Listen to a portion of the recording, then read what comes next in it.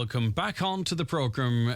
Keeley Taverner, psychotherapist, author and coach. A very good morning to you, Keeley. How are you getting on?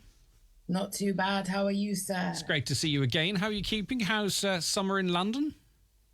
It's not going too bad. I've moved to Buckinghamshire now, so very nice. I'm slightly out, but not too far out. Yeah, so. You have the best of both worlds. You can dip your toe into city life or you can chill a little bit. I'm loving it. I didn't want it at first, but now I've made the move. I'm very glad that I have. Good stuff. It's a big thing in our life, moving, isn't it? Now, if you want to put a question to Keeley, 086 60 25,000, or you can call 07491 25,000. So we hop straight into it, Keeley. Couple of questions. All right. I met a lovely fella last year. He's separated and has 2 children. We all get along fantastically. He's got a good parenting relationship with the children's mother. Now he has suggested we all go on holiday together. I said no, but if you want to take the kids on holiday with their mum, work away, not thinking he would.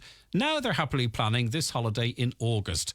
Am I being unreasonable to think this shouldn't have happened and they're separated and therefore should have taken the kids on separate holidays? Well, I guess in the first instance, you said you didn't have an issue with it, which clearly wasn't your truth. So that would make me more curious about whether you have an agreeable nature, whether you have a desire to please people at your own expense. Because based on your acceptance of it, the individual has then gone and made the plans because they got the okay from you, but now it's not okay. And that's okay, because sometimes we can say yes to things and as they go forward, we kind of revisit things. So my encouragement would be to have the conversation with the individual about not feeling 100% tickety-boo about how things are manifesting. To what point, though, to say, look at, she heads away with the children, you stay with me, or stuff it, is there late availability on a flight? Because sort of they're at the point now whereby she either has to accept it or do something about it. And I presume that's the part maybe she's looking for Keeley to help with.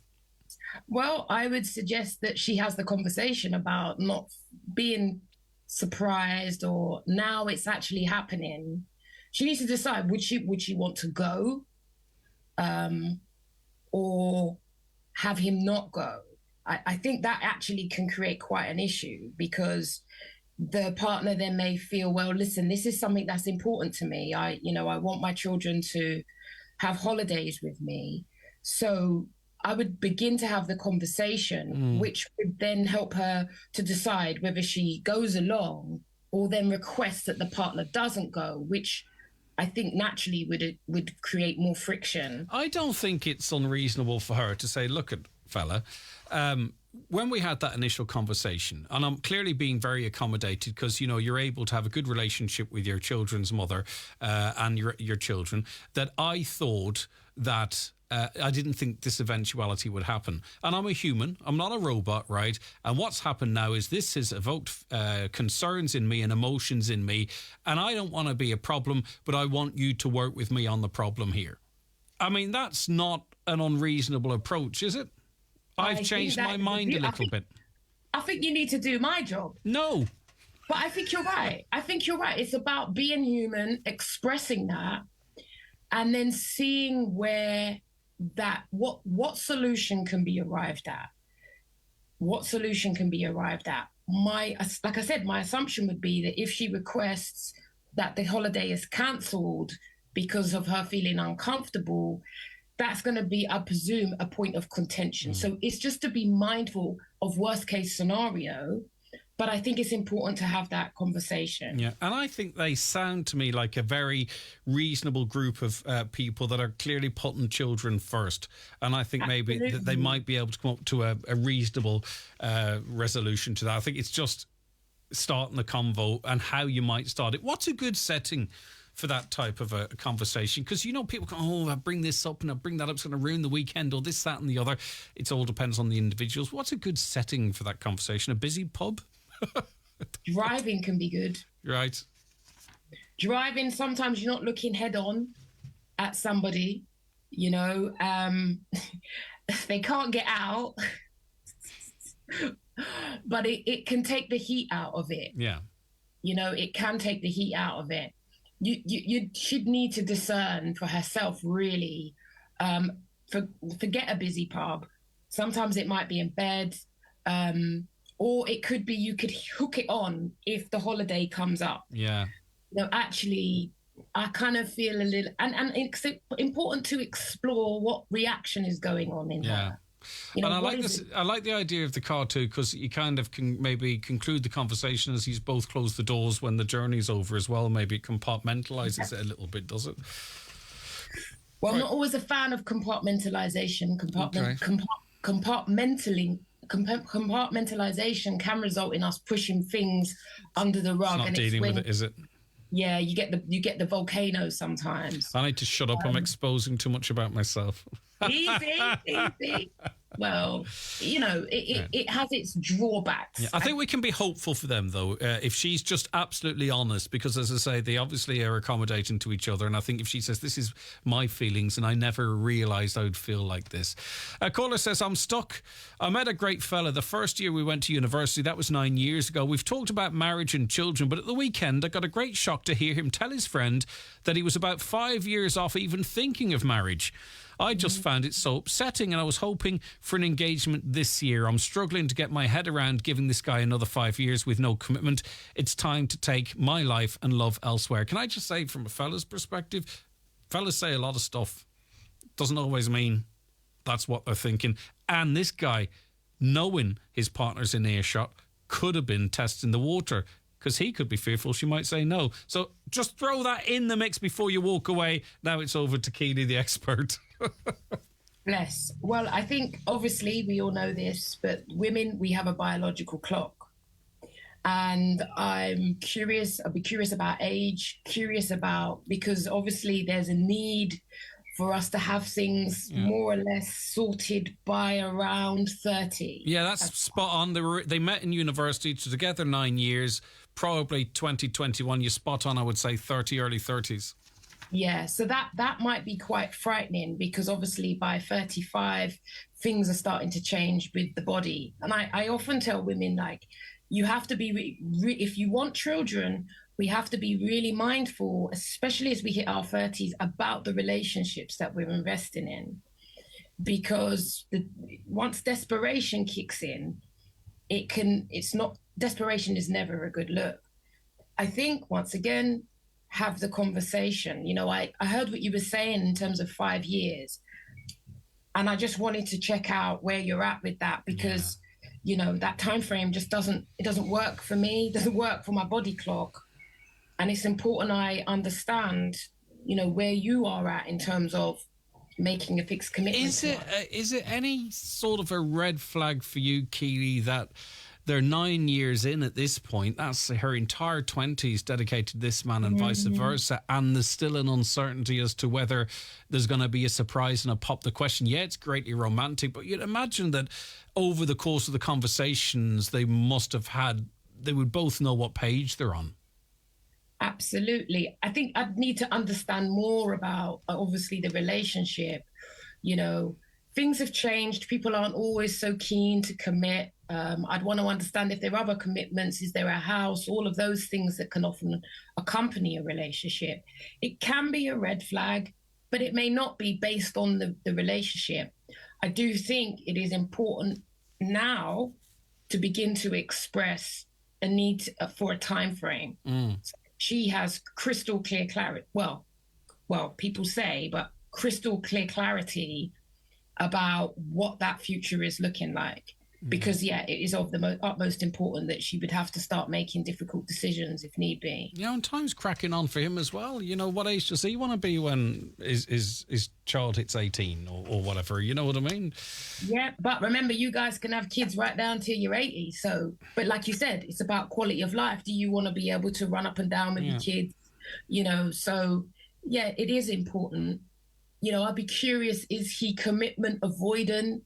Is he someone who's quite laid back, see how things go?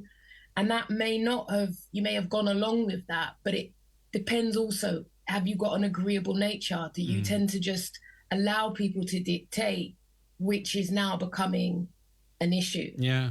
definitely find a time, a space, potentially in the car, to have the conversation, to start to bring it up so that you're clear. Not comfortable at all, but definitely something to do, because waiting out, holding out, it's not great for your greatness. And finally, does she need to be a bit introspective on this? Let me read the final line for you once again. This was a conversation she overheard between her partner and her friend. And the last line of her message is it time to take my life and love elsewhere? Is that indicative of anything either? Or is that just a throwaway remark because of she's peed off? It can be. Is it time to take my love? Well, the challenge is, relationships aren't easy. If the notion is, jump into the next relationship, that's not always wise. I think it may be about beginning to develop assertive communication skills, to begin to express what's going on for you. And if that's something you haven't done, that is really crucial for where she's at this particular point, because naturally, I assume she wants a commitment, she wants a family, she wants children, and that's important to her. Take control, take back your power. It does suggest maybe she hasn't been in the driving seat. Yeah. As such, I'd say this is an issue here that's coming up more and more often. My partner often dismisses me working from home. We have 3 children, and when I say I can't collect them from school, that I'm busy, he looks at me as if I'm doing nothing. Same with the household cleaning and preparing dinner. His family are of a similar opinion. How do I approach this to him, that I'm also a working parent, 9 to 5, just like him, just that it's at home and not in the office? I think it's a massive issue. I think it's I was speaking with a client yesterday, how our home gets polluted when we do work from home. Some people are in a position where you have your own office, you shut the door, or you put something on the door handle to let people know you're working. I think it's an attitudinal change. But I don't think people often have the same regard. They just think that you are available as if you're just at home on holiday. And I think that's incredibly difficult. I think it's prudent for her to begin to express, her frustration, and that I'm not available in the way that you think I am just because I'm working from home. Because it also depends on the nature of your job. I've worked from home before, and yes, you can get a cheeky hour here or a cheeky hour there. But some jobs, depending on systems they have on their laptop, depending on the nature of your work, it's just not so easy. If you've got KPIs, key performance indicators, for example, if you're in a call center, they're monitoring your outcomes then inform your pay. So I think sometimes you have to educate people about what that actually means. And sometimes I am a fan, if it's an option, sometimes we actually need to go into the office. I think it's actually healthy for us as humans. If that is an option for her. I think there's a recognition and a respect issue here as well, that he, if it is a he, that he clearly doesn't understand that she's actually working from home, and also respect what she's doing. It's not simply whether she has the time. And it's like to say, well, you know what, I am actually working here, respect that, and maybe ask what I do for a living and how busy I am and how was my day and how did I get, you know what I mean? Yeah, or even ask, can you? I know you're at home, and it's also about the way it's presented, because in the way that you've presented it, it's like it feels like there's a belittling of whatever it is that she does, and an assumption that just because you work from home, you are able to do X, Y, Z. Working from home, your home becomes polluted. There's no 2 ways about it. Are you working at home or living at work? There you go. And, depending on your house, do you have a separate room where you can shut the door? Many of us don't. Some of us are working, in the kitchen, front room, or a bedroom, so it's complex working from home. So, and if people don't have the regard, I think it's for us to educate them about that, and try to get them to appreciate it's not just as easy as being able to get up or go, because these systems can monitor people. And actually, evidence proves that people actually often do more work from home than they do when they're not. Yeah. I met someone recently and I thought everything was going great. Then suddenly he stopped communicating. And when I called him, he said he just needed some time.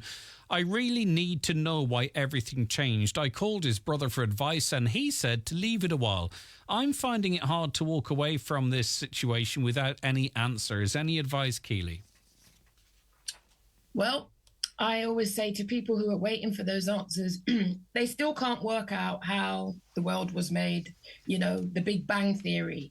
And if they can't work out the Big Bang Theory, maybe I need to learn to settle with the fact that this individual does not have the decency to explain themselves to me. One of the biggest problems that causes people issues is this desire for closure.